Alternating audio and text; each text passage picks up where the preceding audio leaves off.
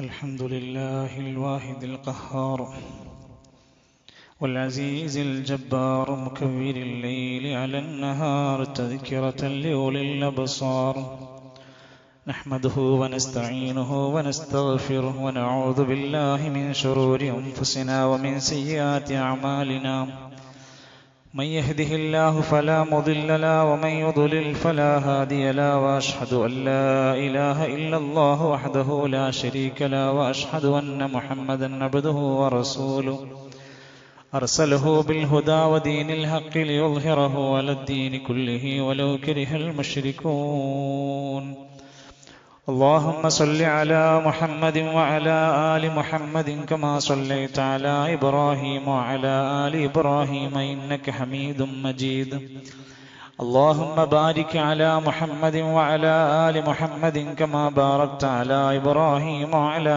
آل إبراهيم إنك حميد مجيد أما بعد فإن خير الكلام كلام الله وخير الهدي هدي محمد صلى الله عليه وسلم وشر الأمور محدثاتها وكل محدثة بدعة وكل بدعة ضلالة وكل ضلالة في النار أيها الإخوة والأخوات أوصيكم وإياي أولا بتقوى الله يا أيها الذين آمنوا اتقوا الله حق تقاته ولا تموتن إلا وأنتم مسلمون أعوذ بالله من الشيطان الرجيم ولقد كرمنا بني آدم وحملناهم في البر والبحر ورزقناهم من الطيبات وفضلناهم على كثير ممن خلقنا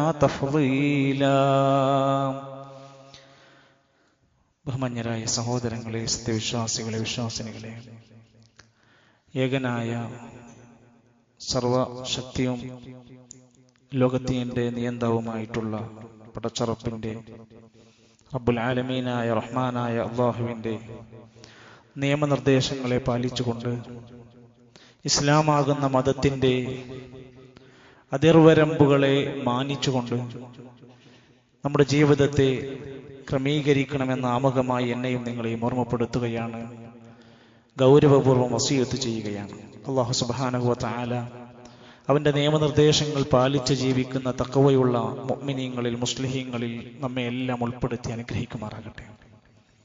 പവിത്രമായ ദുൽഹിജ്ജ മാസത്തിലെ വളരെ പ്രാധാന്യമുള്ള ദിവസങ്ങളിലാണ് നാം കടന്നുപോയിക്കൊണ്ടിരിക്കുന്നത്. ലക്ഷക്കണക്കിന് വിശ്വാസികളായ ഹാജിമാരായി ഹജ്ജിന് വേണ്ടി ഒരുങ്ങി തയ്യാറായി പുറപ്പെട്ടവർ ദുൽഹിജ്ജ 8 ആകുന്നതോടെ അവരുടെ ഹജ്ജിന്റെ കർമ്മങ്ങളിലേക്ക് പ്രവേശിക്കാൻ വേണ്ടി കാത്തിരിക്കുകയാണ്. ഹജ്ജിന് അവസരം ലഭിക്കാത്ത വിശ്വാസികളായ നമ്മളെപ്പോലെയുള്ള ആളുകൾ ബലിപെരുന്നാൾ ആഘോഷിക്കാനും അതിന്റെ ബലി അറുക്കുവാനും അതുമായി ബന്ധപ്പെട്ട് ഉരുക്കളെ തെരഞ്ഞുപിടിക്കുവാനും ഒക്കെയുള്ള സമയത്തിലും താല്പര്യത്തിലുമാണ്. ധാരാളം സൽക്കർമ്മങ്ങളിലായി സമയം കണ്ടെത്തേണ്ടുന്ന, ഇടപെടേണ്ടുന്ന ഒരു സമയത്താണ് നാം ഇപ്പോൾ കടന്നുപോയിക്കൊണ്ടിരിക്കുന്നത്. ദുൽഹിജ്ജ 1 മുതൽ 10 വരെയുള്ള ദിവസങ്ങളുടെ പ്രത്യേകതയും സവിശേഷതയും കഴിഞ്ഞ ഖുതുബയിലൂടെ നാം തിരിച്ചറിഞ്ഞിട്ടുണ്ട്. ചില പണ്ഡിതന്മാര് പറയാറുണ്ട്, ഈ 10 ദിവസങ്ങൾക്ക് മറ്റൊരു ചാൻസ് മറ്റൊരു മാസത്തിലും വർഷത്തിലും പറയാൻ പറ്റാത്തൊരു പ്രത്യേകതയുള്ളത് ഇജ്തിമാഉൽ ഇബാദത്തി, എല്ലാ ഇബാദത്തും വരും ഈ 10 ദിവസത്തിന്റെ ഉള്ളിൽ. നിസ്കാരം വരും, സകാത്താകുന്ന സദഖയാകുന്ന ഉളുഹിയത്തുമായി ബന്ധപ്പെട്ടത് വരും, നോമ്പുകൾ വരും, ഹജ്ജ് വരും. ഇതെല്ലാം വരുന്ന സംഗമ ആരാധനയുടെ ഭാഗമാണ് ഈ ദിവസങ്ങൾ എന്നതിന്റെ സവിശേഷതയായി പണ്ഡിതന്മാര് പറയാറുണ്ട്. അതോടൊപ്പം തന്നെ ഈ സന്ദർഭത്തിൽ വിശ്വാസികളായ നമ്മൾ നബി സല്ലല്ലാഹു അലൈഹി വസല്ലം തങ്ങൾ നടത്തിയിട്ടുള്ള ആ ഹജ്ജും ആ ഹജ്ജിലൂടെ ഉണ്ടായ വ്യത്യസ്തങ്ങളായ സംസാരങ്ങളും ആ സംസാരത്തിൽ നിന്ന് മുമ്പിലുള്ളവർക്കും പിന്നീട് ലോകത്ത് വരാനിരിക്കുന്ന മുഴുവൻ മനുഷ്യർക്കും കൊടുത്തിരിക്കുന്ന ചില സന്ദേശങ്ങളും ഈ സമയത്ത് നമ്മളൊന്ന് ഓർത്തിരിക്കാനും പഠിച്ചിരിക്കാനും നല്ലതാണ്. അല്ലാഹുവിന്റെ റസൂൽ സല്ലല്ലാഹു അലൈഹി വസല്ലം ഹിജ്റ 10-ാം വർഷമാണ് ഹജ്ജിന് വേണ്ടിയിട്ട് മദീനയിൽ നിന്ന് മക്കയിലേക്ക് പുറപ്പെടുന്നത്. ഹജ്ജിന്റെ കർമ്മങ്ങളെല്ലാം മക്കയിലാണ്. മദീനത്ത് ഹജ്ജിന്റെ ഒരു കർമ്മവും ഇല്ല. എന്നാൽ മദീനയിൽ സന്ദർശനങ്ങളുണ്ട്, സ്ഥലങ്ങളുണ്ട്. അവിടെ മദീന പള്ളിയിൽ നമുക്ക് ഇബാദത്തുകളുണ്ട്. അങ്ങനെയുള്ള പ്രാധാന്യമുള്ള പല ഏരിയകളും ഉള്ളതുകൊണ്ട് അവിടെയും നമുക്ക് പോകാവുന്നതാണ്. ഹജ്ജിന്റെ കർമ്മങ്ങളെല്ലാം മക്കയിലാണ്. അതിൽ തന്നെയും പ്രധാനമാണ് അറഫ എന്ന പുണ്യഭൂമിയിലാണ് ഏറ്റവും സുപ്രധാനമായ ഹജ്ജിന്റെ കർമ്മം നടക്കാനിരിക്കുന്നത്. ഹറമിന്റെ പുറത്തായി നിൽക്കുന്ന ആ അറഫയെ കുറിച്ച് വിശുദ്ധ ഖുർആൻ പറഞ്ഞിട്ടുണ്ട്. ഫൈദാ അഫൽതും മിൻ അറഫാത്തിൻ ഫദ്കുറുല്ലാഹ ഇൻദൽ മശ്അരിൽ ഹറാം. ആ സ്ഥലത്തിന്റെ പേരെടുത്തുകൊണ്ടാ പറയുന്നത്. അറഫാത്തിൽ നിന്ന് നിങ്ങളുടെ കാര്യങ്ങളൊക്കെ കഴിഞ്ഞ് നിങ്ങൾ അവിടുന്ന് പിരിഞ്ഞു പോന്നാൽ പിന്നെ നിങ്ങൾ ഹജ്ജ് കഴിഞ്ഞു എന്ന് വിചാരിക്കരുത്. ഫദ്കുറുല്ലാഹ്, നന്നായി അല്ലാഹനെ ദിക്ർ ചെയ്യണം. ഇൻദൽ മശ്അരിൽ ഹറാം, മശ്അരിൽ ഹറാമിന്റെ പ്രദേശത്ത് വെച്ചുകൊണ്ട്. ഹജ്ജിന്റെ കർമ്മങ്ങൾ പറയുമ്പോൾ അറഫാത്തിന്റെ പേര് പറഞ്ഞു. ദുൽഹിജ്ജ 9 എന്ന ആ ദിവസത്തിന്റെ സൂര്യാസ്തമയം വരെ അറഫയിലാണ് താമസിക്കുന്നത്. നല്ല ശക്തമായ വെയിലുള്ള ആ സമയത്തും പ്രായം കൊണ്ടും ആരോഗ്യ പ്രയാസങ്ങൾ ഉള്ളവരും എല്ലാം അവിടെ എത്തിയിരിക്കണം. ആംബുലൻസിലാണെങ്കിൽ ആംബുലൻസിൽ എത്തിയിരിക്കണം. അത് എത്താത്തവന് ഹജ്ജ് ഉണ്ടാകൂല. അതുകൊണ്ട് തന്നെ ലക്ഷക്കണക്കിന് ഹാജിമാർ ഒരുമിച്ച് കൂടുന്ന അതിമഹത്തായ സംഗമമാണ് അറഫാത്തിൽ നടക്കുന്നത്. 17 കിലോമീറ്റർ വിസ്തീർണമുള്ള ഒരു ചെറിയ പ്രദേശത്തിന് എന്താ ഇത്ര പ്രത്യേകത? 17 കിലോമീറ്റർ ഉള്ള സ്ഥലത്തിന് അവിടെ ഒരുമിച്ച് അവിടെ എത്തിപ്പെട്ടാൽ അതിന്റെ ബോർഡറിന്റെ ഉള്ളിൽ എവിടെയെങ്കിലും ഹാജി എത്തണം. അവിടെ അല്പസമയമെങ്കിലും സമയം ചെലവഴിക്കണം. അള്ളാഹുവിനോടുള്ള പ്രാർത്ഥനയിലും ദിക്റുകളുമായി കഴിഞ്ഞുകൂടണം. ഒരുപാട് ചരിത്ര പ്രാധാന്യങ്ങൾ അതിന്റെ പേരുമായി ബന്ധപ്പെട്ട് തന്നെ പറയാറുണ്ട്. ചില ഗ്രന്ഥങ്ങളിൽ പറയുന്നത് ആദം നബി അലൈഹിസ്സലാത്തു വസ്സലാം ഹവ്വാ ബീവിയും തമ്മിൽ സ്വർഗ്ഗലോകത്ത് നിന്ന് പുറത്താക്കപ്പെട്ടിട്ട് പിന്നീട് അവർ തമ്മിൽ തിരിച്ചറിയുന്നതും കണ്ടുമുട്ടുന്നതും അറഫ. തിരിച്ചറിയുക എന്ന വാക്കിന് അർത്ഥമുണ്ട്, ഒരർത്ഥം അതാണ്. അങ്ങനെയാണെന്ന് ചില പണ്ഡിതന്മാർ രേഖപ്പെടുത്തിയിട്ടുണ്ട്. മറ്റു പല വിശദീകരണങ്ങളും നമുക്ക് കാണാൻ സാധിക്കും. 9 പ്രധാനപ്പെട്ട റോഡുകളിലൂടെ ഈ അറഫയിലേക്ക് ഹാജിമാരി കടന്നു വരികയാണ്. ആ ചൂട് ഒരാൾക്കും താങ്ങാനാവാത്ത ആ മരുഭൂ പ്രദേശത്തേക്ക് ഹാജിമാരെത്തുമ്പോ അവരെ സംരക്ഷിക്കുക എന്ന ആ ഹറമൈനിയുടെ ചുമതലയുള്ള അവിടുത്തെ നേതാക്കന്മാർക്ക് വലിയ താല്പര്യമാണ്. 1 ലക്ഷത്തിലേറെ വേപ്പുമരങ്ങൾ വെച്ചു പിടിപ്പിച്ചിട്ടുണ്ട്. ഒരു കൃഷിയും നടക്കാത്ത മണ്ണിൽ അവർ അതിന് സന്നദ്ധരായി. ഇന്ന് നമ്മൾ പോയി കഴിഞ്ഞാൽ നമുക്ക് കാണാൻ സാധിക്കും 1 ലക്ഷത്തിന്റെ മേലെ നല്ല വേപ്പുമരങ്ങൾ അവിടെ വെച്ചു പിടിപ്പിച്ച് തണൽ ലഭിക്കാൻ. അതിന് പുറമെ വെള്ളം സ്പ്രെഡ് ചെയ്യുവാനും അത്യാവശ്യത്തിന് വായുസഞ്ചാരം ഉണ്ടാകാവുന്ന ഫാനുകളും ഒക്കെ സംഘടിപ്പിച്ച് അവിടെ വരുന്ന ഹാജിമാർക്ക്. എന്തുകൊണ്ടാ ഹാജിമാരെ ഇങ്ങനെ പരിഗണിക്കേണ്ടി വരുന്നത്? അവർ അള്ളാഹുവിന്റെ സംഘങ്ങളാണ്. ഹാജിമാരെ ചൂഷണം ചെയ്യരുത്, ഹാജിമാരെ പറ്റിക്കരുത്, ഉംറക്കാരെ പറ്റിക്കരുത്. അവർ അള്ളാന്റെ സംഘങ്ങളാണ്, അള്ളാഹുവിന്റെ വിരുന്നുകാരാണ്. ഈ ബോധം ഓരോരുത്തർക്കും, ഓരോ ബിസിനസ്സുകാർക്കും ട്രാവൽസുകാർക്കും ഒക്കെ പ്രത്യേകം ഓർമ്മയുണ്ടാവണം. നബി സല്ലല്ലാഹു അലൈഹി വസല്ലം അറഫയിലേക്ക് കടന്നു വന്നു.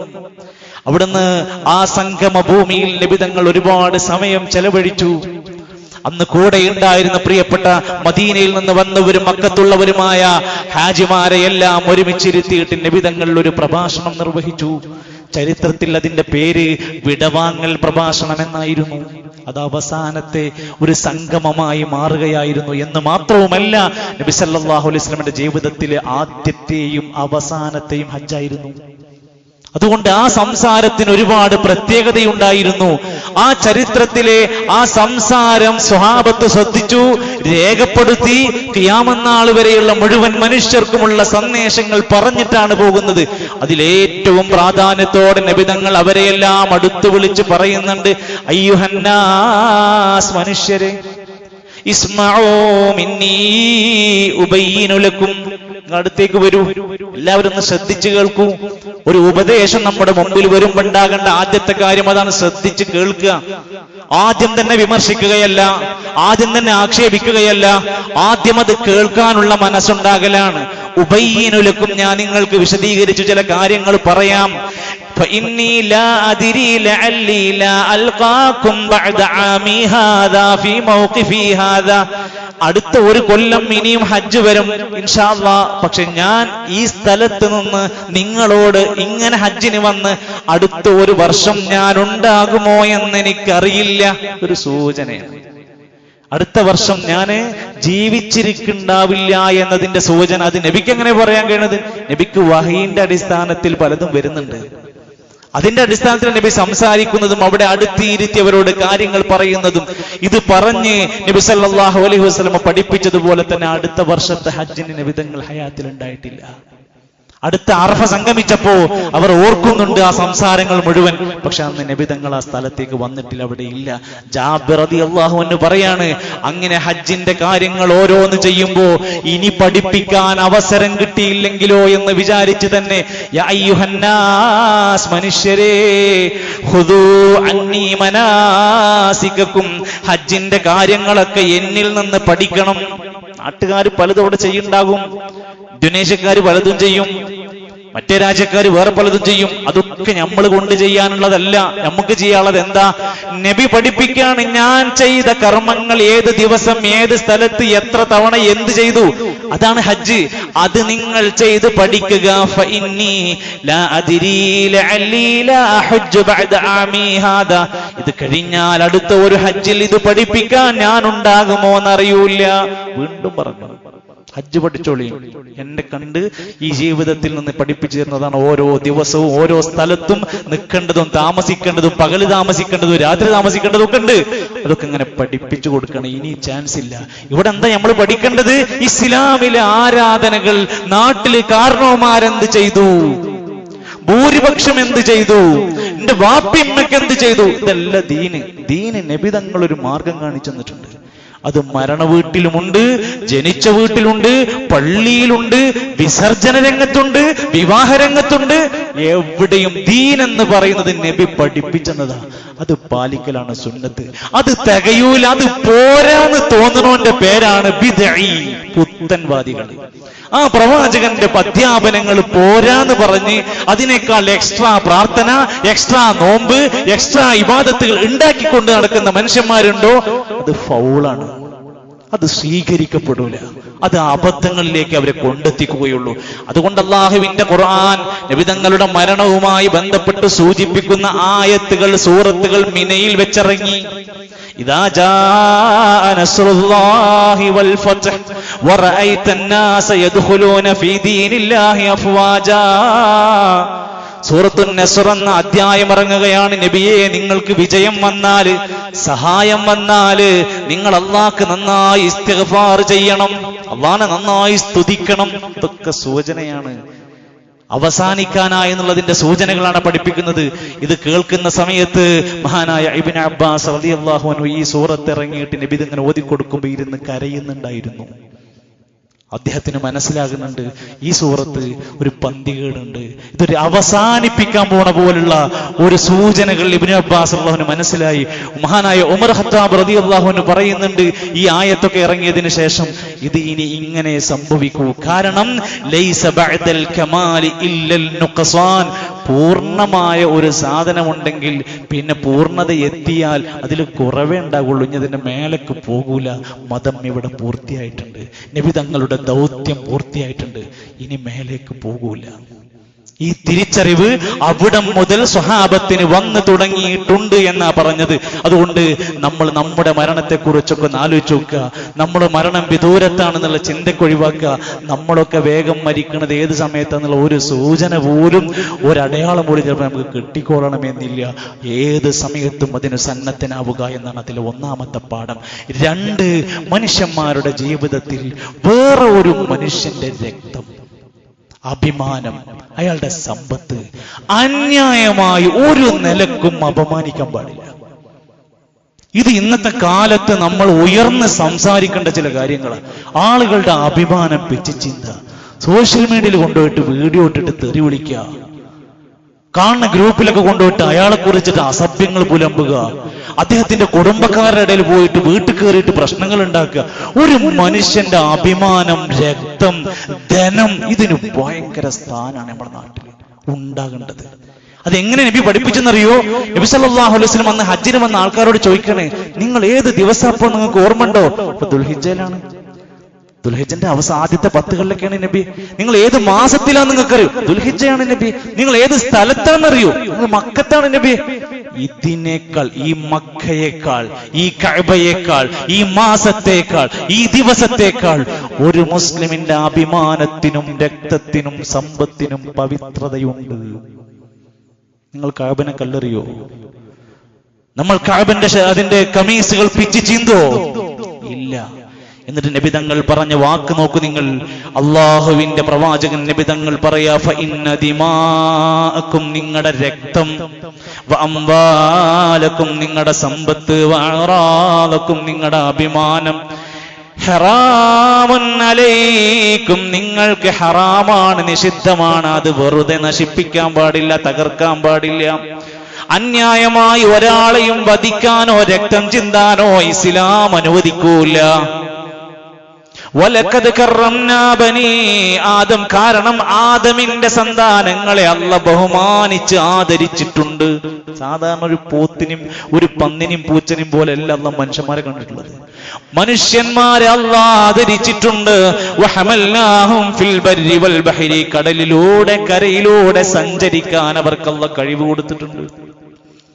വറസഖനാഹും മിന ത്വയ്യിബാതി, വിശിഷ്ടമായതൊക്കെ തിന്നാൻ കഴിക്കാനുള്ള റിസ്ക് അല്ലാഹ് കൊടുത്തിട്ടുണ്ട്. സസ്യവർഗവും മാംസവർഗവും പല ഇനം മറ്റു ജീവികൾക്കില്ലാത്ത റിസ്ക് പടച്ചോൻ കൊടുത്തിട്ടുണ്ട്. വഫളൽനാഹും അലാ കസീരിൻ മിമ്മൻ ഖലഖനാ തഫ്ളീല, മറ്റു സൃഷ്ടികൾക്കില്ലാത്ത ചില ശ്രേഷ്ഠമായ പലതും അവർക്ക് അല്ലാഹ് കൊടുത്തിട്ടുണ്ട്. അതുകൊണ്ട് ഒരു മനുഷ്യന്റെയും രക്തം, അഭിമാനം എന്നതൊന്നും നിങ്ങൾ പിച്ചി ചീന്താൻ പാടില്ല. ഒരു യഥാർത്ഥ മുസ്ലിമായാൽ ഒരിക്കലും വർഗീയത കൊണ്ട് നടക്കുന്നവനായി മാറൂല. അത് പറയുമ്പോഴാണ് ഇന്ന് മാർക്കറ്റ് കൂടുതൽ, അത് പറയുമ്പോഴാണ് ഇന്ന് ആൾക്കാർക്ക് കൂടുതൽ ത്രില്ലടിക്കുന്നത്. ഒരു മുസ്ലിം പേര് കേൾക്കുന്നത് പോലും പ്രയാസം, ഒരു മുസ്ലിം മന്ത്രി എന്ന് കേൾക്കുമ്പോഴത്തിന് പോലും ബേജാറ്, ഒരു മുസ്ലിം ഭൂരിപക്ഷ പ്രദേശം എന്ന് കേൾക്കുമ്പോൾ പേടിപ്പിക്കുക. ഇതൊക്കെ നമ്മുടെ നാട്ടിലൊരു ത്രില്ലായി മാറിക്കൊണ്ടിരിക്കുന്ന ഒരു കാലഘട്ടത്തിലാണ് നമ്മൾ ജീവിക്കുന്നത്. ഒരു മുസ്ലിമിന് ഒരിക്കലും വർഗീയവാദിയാകാൻ കഴിയില്ല. മറ്റൊരുത്തന്റെ നേരെ ഒരായുധമെടുത്ത് ചൂണ്ടാൻ പോലും പാടില്ല. പിന്നല്ലേ കുത്താൻ പോണത്, ചൂണ്ടി കാണിക്കാൻ പാടില്ല. ഇത് ഇസ്ലാം എന്ന മതത്തിനുള്ള പ്രത്യേകതയാണ്. ഈ കാലഘട്ടത്തിൽ ഈ ഇസ്ലാമിന്റെ സന്ദേശത്തെ ശരിക്ക് നമ്മൾ എല്ലാ ആളുകളിലേക്കും ഈ ശരിക്ക് എത്തിച്ചു കൊടുക്കേണ്ട ഒരു കാലഘട്ടത്തിലാണ് നമ്മളുള്ളത്. ലോകത്ത് മതത്തിന്റെ അല്ലെങ്കിൽ വർണ്ണത്തിന്റെ, തൊലിയുടെ പേരിൽ വരെ വിവേചനം കാണിക്കുന്ന നാടായി മാറിക്കൊണ്ടിരിക്കുക. തൊലിയുടെ പേരിൽ, വംശത്തിന്റെയും നിറത്തിന്റെയും അടിസ്ഥാനത്തിൽ ജനങ്ങളുടെ ഗുണത്തിലും കഴിവിലുമൊക്കെ വ്യത്യാസമുണ്ട് എന്ന വിശ്വാസമാണല്ലോ റാസിസം എന്ന വർണ്ണവിവേചനം. ആ വിവേചനം ഇന്ന് ലോകത്ത് പലയിടത്തും വ്യാപിച്ചുകൊണ്ടിരിക്കുകയാണ്.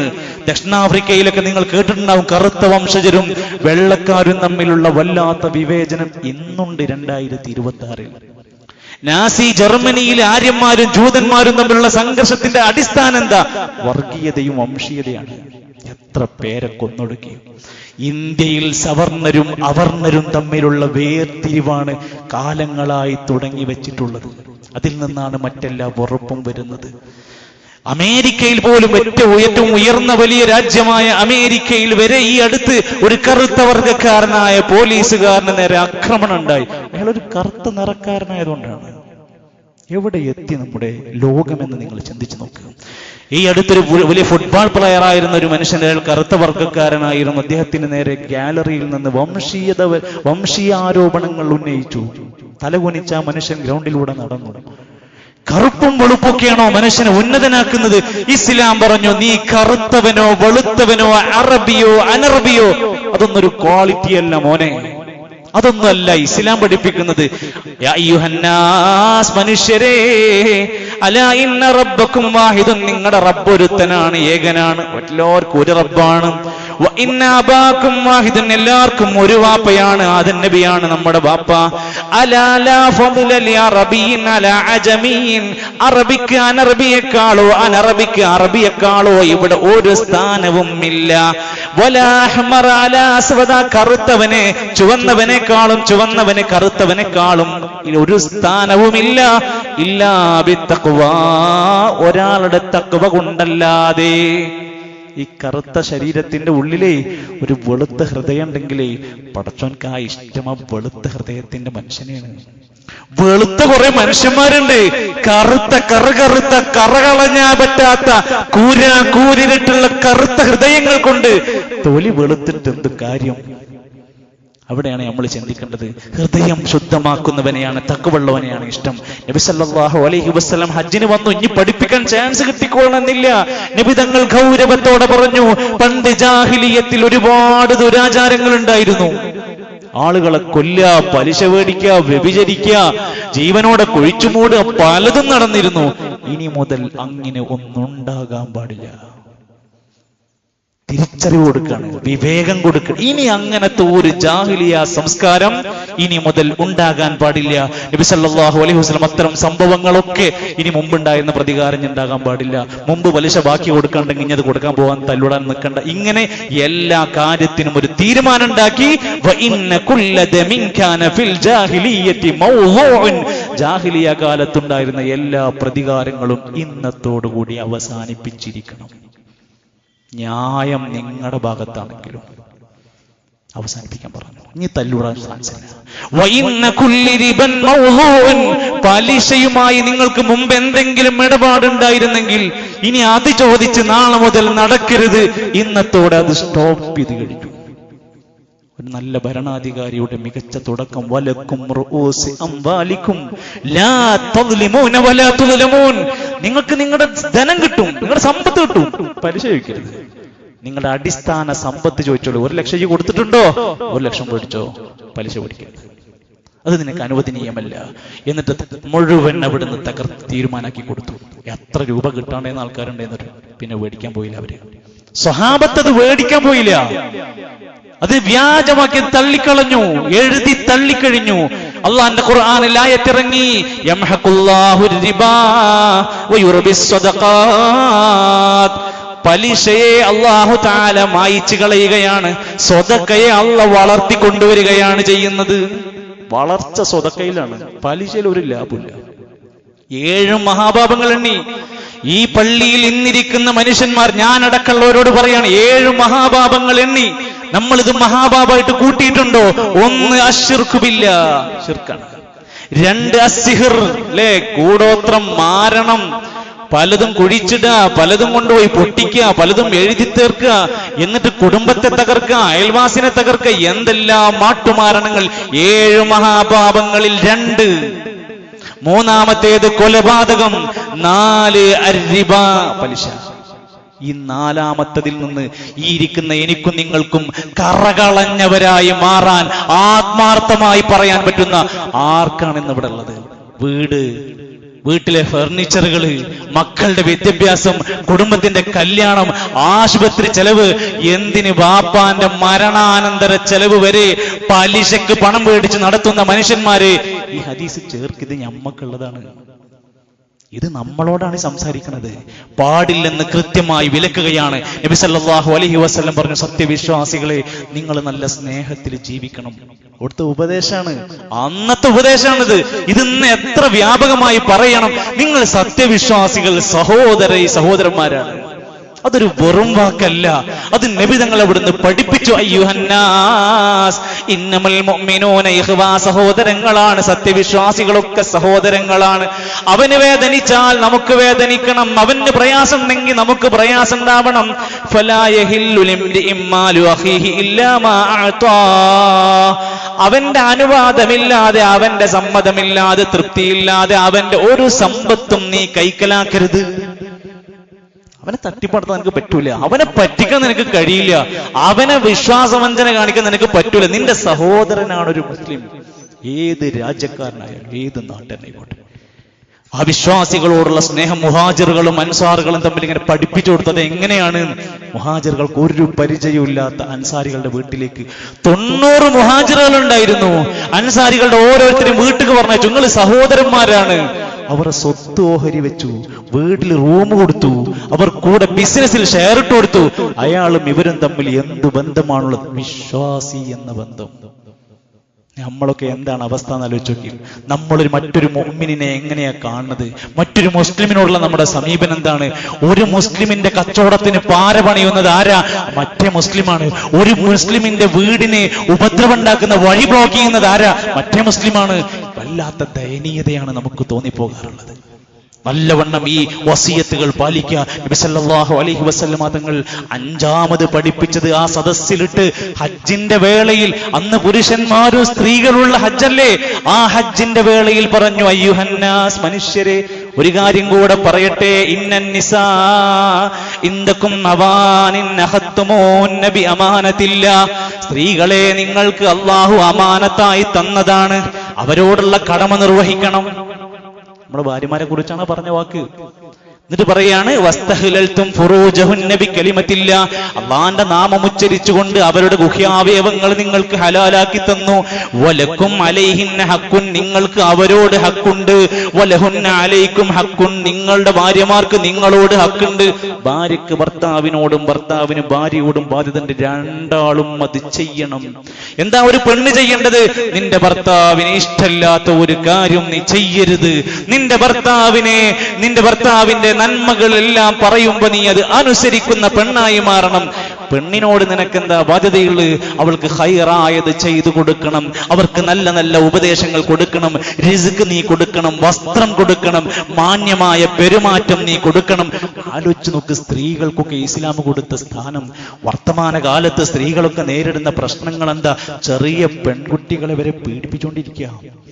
ഇന്ത്യ രാജ്യത്ത് ഡൽഹിയിലും മറ്റു പരിസരങ്ങളിലും യുപിയിലുമൊക്കെ ബസ്സിൽ വെച്ച് കൂട്ടബലാത്സംഗം ചെയ്യാൻ ഒരു മനുഷ്യൻ എതിർക്കാൻ പോലുമില്ല. ആരാണ് ഇതിന്റെയൊക്കെ പിന്നെ? മനുഷ്യരല്ലേ ചെയ്തുകൊണ്ടിരിക്കുന്നത്. സ്ത്രീധനത്തിന്റെ പേരിൽ പീഡിപ്പിക്കുന്നവർ, സ്ത്രീധനത്തിന്റെ പേരിൽ പാമ്പിനെ കൊണ്ട് കൊല്ലിപ്പിക്കുന്നവർ, സ്ത്രീകളെ ക്രൂരമാക്കുന്നവരൊക്കെ ചിന്തിച്ചു നോക്ക്. ഇസ്ലാം പറഞ്ഞത് പുരുഷനെ പോലെ പകുതി റോള് ഒരു സ്ത്രീക്കുണ്ട്. നിങ്ങൾ പകുതിയാണ്. നിങ്ങളുടെ രണ്ടാളുടെയും ജീവിതം പകുതി വെച്ചാണ് നിങ്ങളുടെ തീരുമാനം. അദ്ദേഹം പറയാറുണ്ട്, മൻ കാന യുഅ്മിനു ബില്ലാഹി വൽ യൗമിൽ ആഖിർ ഫലാ യുഅ്ദി ജാറ, അയൽവാസിനെ ഉപദ്രവിക്കരുത് നിങ്ങൾക്ക് ഈമാനുണ്ടെങ്കിൽ. വസ്തൗസൂ ബിന്നിസാഇ ഖൈറാ, സ്ത്രീകളോട് നല്ല രൂപത്തിൽ പെരുമാറണം. ഈ വാക്ക് നമ്മുടെ ഗൗരവത്തോടെ കാണുക.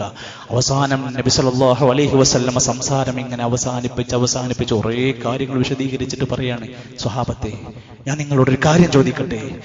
എനിക്ക് അല്ലാഹു തആല തന്ന സന്ദേശം വഹി ഞാൻ നിങ്ങൾക്ക് എത്തിച്ചു തന്നിട്ടുണ്ട്. ഞാൻ എന്തെങ്കിലും നിങ്ങൾക്ക് പറഞ്ഞു തരാതെ പോയിട്ടുണ്ടോ സ്വഹാബത്തെ? സ്വഹാബത്ത് പറയുന്നുണ്ട്, നാളെ പരലോകത്ത് വെച്ചുകൊണ്ട് ഞങ്ങൾ പറയും, പടച്ചോനോട് എല്ലാം പൂർത്തിയാക്കി പഠിപ്പിച്ചു തന്നിട്ടുണ്ട് ഞങ്ങളുടെ നബി, ദഅവത്ത് ശരിക്കും നടത്തിയിട്ടുണ്ട്, ഞങ്ങൾ സാക്ഷിയാണെന്ന് ഞങ്ങൾ പറയും. നബിയെ, നിങ്ങൾ എന്തിനാണ് ബേജാറാകുന്നത്? നബി തങ്ങൾ കൈകൾ ആകാശലോകത്തേക്ക് ഉയർത്തി, കണ്ണുകൾ ആകാശലോകത്തേക്ക് ഉയർത്തി, എന്നിട്ട് അള്ളാഹുവിനോട് പറയുന്നുണ്ട്, അല്ലാഹുമ്മ അശ്ഹദ്, അള്ളാഹുവേ, ഞാൻ ഇവരോട് ഒരു തെറ്റും കാണിച്ചിട്ടില്ല, എന്നെ ഏൽപ്പിച്ച പണിയൊക്കെ ഞാൻ ചെയ്തിട്ടുണ്ട്, നീ സാക്ഷിയാണ്, നീ സാക്ഷിയാണ്, നീ സാക്ഷിയാണ്. നമുക്ക് പറയാൻ ധൈര്യമുണ്ടോ? നമ്മുടെ അയൽവാസിക്ക് നമ്മൾ പറഞ്ഞു കൊടുത്തിട്ടുണ്ടോ? നമ്മുടെ ഷോപ്പിന്റെ അപ്പുറത്തെ ആൾക്കാരോട് നമ്മൾ ഇസ്ലാം എന്താന്ന് ഒരു പുസ്തകം കൊടുത്തിട്ടുണ്ടോ? ഒരു പരിഭാഷകൾ ഇതൊന്ന് വായിച്ചു നോക്കി എന്ന് പറഞ്ഞിട്ടുണ്ടോ? നമ്മൾ എത്തിച്ചു കൊടുത്തിട്ടില്ലെങ്കിൽ നമ്മൾ ഇതിൽ ഉത്തരവാദിയാണ്. ഇത് മുസ്ലിങ്ങൾ തമ്മിൽ സംസാരിക്കേണ്ട മെസ്സേജ് അല്ല. ഇസ്ലാം എന്നത് ആർക്ക് കിട്ടണം? മുഴുവൻ മനുഷ്യർക്ക് കിട്ടണം. വൽതകും മിൻകും ഉമ്മ യദ്ഊന ഇലൽ ഖൈർ, നന്മയിലേക്ക് ക്ഷണിക്കുന്ന ഒരു സമുദായം വേണം. അവർ നന്മ കൽപ്പിക്കണം, തിന്മ വിരോധിക്കണം. അവരാണ് വിജയിക്കുന്നത്. അവസാനം മഹാനായ അലി റളിയല്ലാഹു അൻഹുവിനോട് നബി തങ്ങൾ പറയുന്നുണ്ട്, ഫവല്ലാഹി, അല്ലാഹുവാണ് സത്യം, ലഅൻ യുഹ്ദിയല്ലാഹു ബിക റജുല, നീ കാരണം ഒരു മനുഷ്യൻ സന്മാർഗം എത്തുക എന്നത് ഖൈറുൻ ലക മിൻ അൻ യകൂന ലക ഹുംറിൻ നഅമി, ചുവന്ന് തുടുത്ത നല്ല ഒട്ടകം കിട്ടുന്നതിനേക്കാൾ നിനക്ക് വമ്പിച്ച മേന്മയാണ്. നമ്മുടെ നാട്ടിൽ പറഞ്ഞാല് നല്ല മനോഹരമായ വിലപിടിപ്പുള്ള കോടികളുടെ ഒരു കാറ് കിട്ടുന്നതിനേക്കാൾ വലുതാണ് നീ കാരണം. ഒരു മനുഷ്യൻ സിഗരറ്റ് വലി ഒഴിവാക്കിയാൽ, ഒരു മനുഷ്യൻ ലഹരി ഒഴിവാക്കിയാൽ, ഒരു മനുഷ്യൻ ശിർക്ക് ഒഴിവാക്കിയാൽ, ഒരു മനുഷ്യൻ നിസ്കാരം തുടങ്ങിയാൽ, നമ്മുടെ മാർഗം അതാണ്, നമ്മുടെ ഉത്തരവാദിത്തം അതാണ്, നമ്മുടെ ചുമതല അതാണ്. അള്ളാഹുവിന്റെ ഈ സന്ദേശം കിട്ടാത്തവർക്ക് മുഴുവൻ എത്തിച്ചു കൊടുക്കാനുള്ള എല്ലാ ശ്രമങ്ങളും നമ്മൾ ഓരോരുത്തർക്കും അവനവന്റെ കഴിവനുസരിച്ച്. ഒരു പണ്ഡിതൻ അദ്ദേഹത്തിന്റെ റോൾ ഉണ്ടാകും, ഒരു സാധാരണക്കാരൻ അദ്ദേഹത്തിന് കഴിയുന്ന പോലെ ചെയ്യണം, ഒരു കച്ചവടക്കാരൻ അയാളെ കൊണ്ട് പറ്റുന്നത് ചെയ്യണം, ഒരു വിദ്യാർത്ഥി അവനെ കൊണ്ട് പറ്റുന്നത് ചെയ്യണം. സാലിഹുൽ ഫൗസാൻ ഹഫളഹുല്ലാഹ് രേഖപ്പെടുത്തുന്നു, എല്ലാവർക്കും പണിയുണ്ട്. അല്ലാഹു സുബ്ഹാനഹു വ തആലയുടെ പ്രവാചകൻ അന്ന് പഠിപ്പിച്ച ആ സാരോപദേശങ്ങളെ ലോകത്തിന്നും മനുഷ്യാവകാശ പ്രഖ്യാപനമായി സർട്ടിഫിക്കറ്റോടെ പറയാൻ പറ്റാവുന്ന അമൂല്യ നിധിയായി സൂക്ഷിപ്പായി കൊണ്ട് ചരിത്രം രേഖപ്പെടുത്തിയിട്ടുണ്ട്. അല്ലാഹു സുബ്ഹാനഹു വ തആല ആ പ്രവാചകരുടെ അധ്യാപനങ്ങളെ മുറുകെ പിടിച്ച് ഇസ്ലാമാകുന്ന സുന്ദരമായ മതത്തെ നാട്ടിൽ പ്രചരിപ്പിക്കുന്ന, നന്മയെ പ്രചരിപ്പിക്കുന്ന ഒരു നല്ല ഉമ്മത്താക്കി പടച്ച റബ്ബ് നമ്മെ എല്ലാം മാറ്റി അനുഗ്രഹിക്കുമാറാകട്ടെ.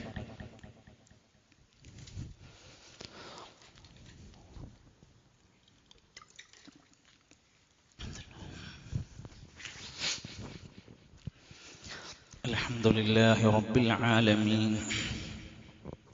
والعاقبة للمتقين ولا عدوان إلا على الظالمين والصلاة والسلام على رسوله الأمين وعلى آله وصحبه أجمعين.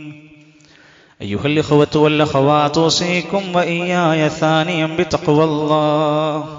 ഒരിക്കൽ കൂടി അല്ലാഹുവിന്റെ നിയമനിർദ്ദേശങ്ങൾ പാലിച്ചുകൊണ്ട് ജീവിതത്തെ ക്രമീകരിക്കണമേ എന്ന് എന്നെയും നിങ്ങളെ ഓർമ്മപ്പെടുത്തുകയാണ്. അല്ലാഹു നമ്മെ എല്ലാം സജ്ജനങ്ങളിൽ സ്വാലിഹ്യങ്ങളിൽ ഉൾപ്പെടുത്തി അനുഗ്രഹിക്കുമാറാകട്ടെ. മഹാനായ സ്വഹാബി അബൂ ഖതാദ റളിയല്ലാഹു അൻഹു ഉദ്ധരിക്കുന്ന ഒരു ഹദീസ്, അന്ന നബിയ സല്ലല്ലാഹു അലൈഹി വസല്ലം ഖാൽ, നബി തങ്ങൾ പറഞ്ഞു, നബി സല്ലല്ലാഹു അലൈഹി വസല്ലം ജീവിതകാലത്ത് പറഞ്ഞത്, ചെയ്തത്, പ്രവർത്തിച്ചത്, അംഗീകാരം കൊടുത്തതിനൊക്കെ സുന്നത്ത് എന്നാണ് നമ്മൾ പറയാ. ഇതൊക്കെ സുന്നത്താ. അന്നൻ നബിയ സല്ലല്ലാഹു അലൈഹി വസല്ലം ഖാൽ, നബി തങ്ങൾ പറഞ്ഞു എന്നത് വലിയ സുന്നത്താണ്. എന്താ പറഞ്ഞത്? സിയാമു യൗമി അറഫ, അറഫ ദിവസത്തിൽ ഒരു നോമ്പുണ്ട്. ഹാജിമാർക്കില്ല, ഹജ്ജിൽ പങ്കെടുക്കാത്തവർക്കൊരു നോമ്പുണ്ട്. അറഫ നോമ്പ് എന്നാണ് അതിനെ വിശേഷിപ്പിക്കുക. ആ നോമ്പ് ഇന്നി അഹ്തസിബു അലല്ലാഹ്, ഞാൻ അല്ലാഹുവിന്റെ അടുത്ത് നിന്ന് ആ കാര്യത്തിൽ പ്രതീക്ഷിക്കുന്നു, അയ്യുകഫിറസ്സനതല്ലതി ഖബ്ല, ഒരു വർഷം മുമ്പ് കഴിഞ്ഞു പോയ പാപങ്ങളെല്ലാം ആ നോമ്പ് കൊണ്ട് പൊറുക്കപ്പെടും. വസ്സനതല്ലതി ബഅദ, ഒരു വർഷം ഇനി വരാനിരിക്കുന്ന പാപങ്ങളും പൊറുക്കപ്പെടും. 2 വർഷക്കാലത്തെ പാപം പൊറുക്കപ്പെടുന്ന ഒറ്റ പകലിലെ നോമ്പിന്റെ പേരാണ് അറഫ നോമ്പ്. ആരപ്പ എടുക്കേണ്ടത്? നമ്മുടെ വീട്ടിലത്തെ മുഴുവൻ ആളുകളും. ഇതാണ് ഇസ്ലാമിലെ സുന്നത്തായ നോമ്പ്. ബറാഅത്ത് നോമ്പിനെ വല്ലാതെ കൊണ്ടു നടക്കും. ശഅബാനിന്റെ നോമ്പ്, റജബിന്റെ നോമ്പ് എന്നൊക്കെ പറഞ്ഞുകൊണ്ട് ഇല്ലാത്ത നോമ്പുകളെ വല്ലാതെ നാട്ടിൽ വല്ലാതെ പ്രചരിപ്പിക്കും. എന്നാൽ അറഫ നോമ്പ് എന്നത് നബി തങ്ങൾ അത്ര ശക്തവത്തായി പഠിപ്പിച്ച ഹദീസുകൾ ധാരാളമുണ്ട്. മക്കയിലെ സമയവുമായി നമുക്കതിനെ ബന്ധിപ്പിച്ചുകൊണ്ട് നോമ്പെടുക്കാൻ കഴിയുമോ പ്രിയപ്പെട്ടവരെ? അവിടുത്തെ ദിവസവും അവിടുത്തെ സമയവും ഒരുപാട് വ്യത്യാസമുണ്ട്. അവിടുത്തെ 2.5 മണിക്കൂർ നമ്മളും അവരും തമ്മിൽ വ്യത്യാസമുണ്ട്. അത് കണക്കാക്കി നമുക്ക് നോമ്പെടുക്കാൻ പറ്റുമോ? ഇല്ല. അതുകൊണ്ട് തന്നെ മുൻഗാമികളെല്ലാം ഓരോ നാട്ടിലും എന്നാണോ ദുൽഹിജ്ജ 9 അന്ന് അവർ നോമ്പെടുക്കണം. നമുക്ക് ഇപ്പോഴല്ലേ ടിവിയിൽ ഇങ്ങനെ ലൈവും ഫോണിലൊക്കെ അറഫയിൽ നിൽക്കണതൊക്കെ കാണാൻ തുടങ്ങി. ഇതൊന്നും കാണാത്ത കാലത്ത് ഹജ്ജ് ഉണ്ടായിരുന്നല്ലോ, അന്നും അറഫ നോമ്പുണ്ടായിരുന്നല്ലോ. അപ്പൊ അവരെങ്ങനെ നോമ്പെടുത്തിയത്? ആ നാട്ടിലെ ദുൽഹിജ്ജ 9 പരിഗണിച്ചിട്ടാ. ഇപ്പൊ ചില ആൾക്കാർക്കൊക്കെ ഇങ്ങനെ ഓരോങ്ങനെ കാണുമ്പോ ഇങ്ങനെ രാഷ്ട്രീയം, നമ്മൾ അറഫയോട് ഐക്യദാർഢ്യം പ്രഖ്യാപിക്കണ്ടേ, ആജിമാരോടൊരു ഐക്യം വേണ്ടേ? ഐക്യം വേണം. അതിനാണ് ദുൽഹിജ്ജ 9 എന്ന് പറയുന്ന ദിവസം ഏത് രാജ്യക്കാർക്കും ഐക്യപ്പെടാൻ പറ്റുന്ന മേഖലയാണ്. അവിടെയാണ് സുന്നത്തും അതാണ് ശരിയും അതാണ് പണ്ഡിത ലോകത്ത് മുഴുവൻ ആളുകളും ഐക്യപ്പെട്ട വിഷയമെന്ന് ബോധ്യപ്പെടുക. ദുൽഹിജ്ജ 9 പ്രഭാതം മുതൽ അയ്യാമുത്ത ശരീക്കിന്റെ പെരുന്നാളിന്റെ 3-ാം പെരുന്നാളിന്റെ അസർ വരെ ധാരാളമായി തക്ബീർ ചൊല്ലാൻ നമ്മുടെ മനസ്സിൽ ഒരുക്കമുണ്ടാകണം. ഇപ്പോഴും തക്ബീറുകൾ ചൊല്ലാവുന്നതാണ്. പാപമോചനത്തിനും നരകമോചനത്തിനും പ്രാർത്ഥിക്കേണ്ട ദിവസമാണ്. ഏറ്റവും കൂടുതൽ അന്ന് ഏതാ പ്രാർത്ഥിക്കേണ്ടത്? നബി തങ്ങൾ പറഞ്ഞു, ആ ദിക്റിന്റെ മഹത്വം, ലാ ഇലാഹ ഇല്ലല്ലാഹ് വഹ്ദഹു ലാ ശരീക ലഹു ലഹുൽ മുൽക്കു വലഹുൽ ഹംദ് വഹുവ അലാ കുല്ലി ഷൈഇൻ ഖദീർ. ഇത് പഠിക്കാത്തൊരു ഇന്നത്തെ ഒരു പുതിയ തലമുറയിൽ ഉണ്ടോ എന്ന് സംശയമായിരിക്കും. എങ്കിൽ അത് പഠിക്കാത്തൊരു പഠിക്കുക, അറിയുന്നവരൊക്കെ പതിവാക്ക. ലാ ഇലാഹ ഇല്ലല്ലാഹ് വഹ്ദഹു ലാ ശരീക ലഹു, പടച്ചവന് പങ്കുകാരില്ല, അവൻ ഏകനാണ്, അവനാണ് സർവ്വലോക നിയന്താവ്, അവനാണ് എല്ലാത്തിനും കഴിവുള്ളവനാണ് അവനെന്ന ആ അഫ്ളലായ ദിക്റുകൾ അധികരിപ്പിക്കുക. ധാരാളം ഇസ്തിഗ്ഫാർ അധികരിപ്പിക്കുക. നന്മക്ക് വേണ്ടിയുള്ള പ്രാർത്ഥനകൾ അധികരിപ്പിക്കുക. സ്വാഭാവികമായും ദുൽഹിജ്ജ 9 അറഫ നോമ്പ് കഴിഞ്ഞാൽ പിന്നീട് ബലിപെരുന്നാളിൽ പെരുന്നാളിന്റെ ദുൽഹിജ്ജ 10 നമ്മൾ പ്രവേശിക്കുകയാണ്. ദുൽഹിജ്ജ 10 ബലിപെരുന്നാളിന്റെ ആ ദിവസത്തിലേക്ക് നമ്മൾ എത്തുമ്പോൾ ബലിപെരുന്നാൾ നമസ്കാരമാണ് ഏറ്റവും പ്രധാനത്തോടെ നമ്മൾ കാണേണ്ടത്.